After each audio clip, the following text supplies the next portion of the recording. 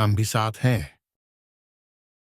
नहाज सातों जमात का तालिब इल्म है। बज़्म अदब में कहानी सुनाने की जिम्मेदारी नहाल पर है। रिसालों को ढूंढते वक्त उसे एक कहानी मिली, वो पढ़ने लगा। छुट्टी का दिन था।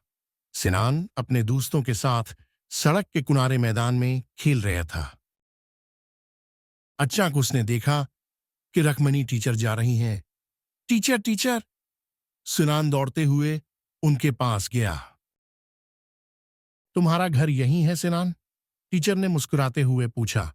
हाँ टीचर, मेरा घर खीत के उस पार है। आप कहाँ जा रही हैं?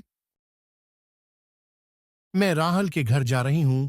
वो हमारे ही स्कूल में पढ़ता है, लेकिन तुम्हारी तरह स्कूल नहीं आ सकता, इसलिए मैं कभी कभी इसके घर जाकर पढ़ती हूं। आपके साथ में भी चलूं? सिनान भी टीचर के साथ राहल के घर गया। उसके बाद हर रोज शाम को सिनान राहल के घर जाता और स्कूल की बातें बताया करता। स्कूल में कलूत्सू का दिन आया। स्कूल सजा हुआ था। बच्चों के मुख्तलिफ प्रोग्राम चल रहे थे। सिनान स्टेज के सामने बैठकर प्रोग्राम देख रहा था।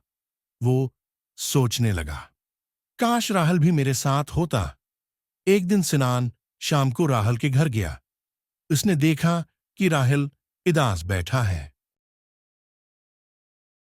क्या बात है राहल, आज इतने उदास क्यों हो? क्या कहूं यार, आज मेरा थेरेपी का दिन है और अम्मी के पास पैसे नहीं हैं। क्या करूं?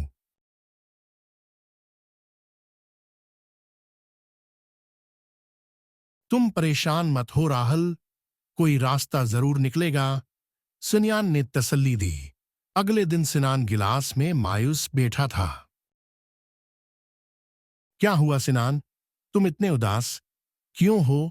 रकमनी टीचर ने पूछा। उसने सारी बातें टीचर को बताईं।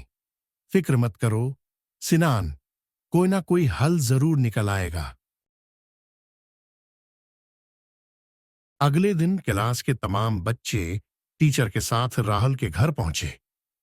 बच्चों को देखकर राहुल का चेहरा खिलखिलाया।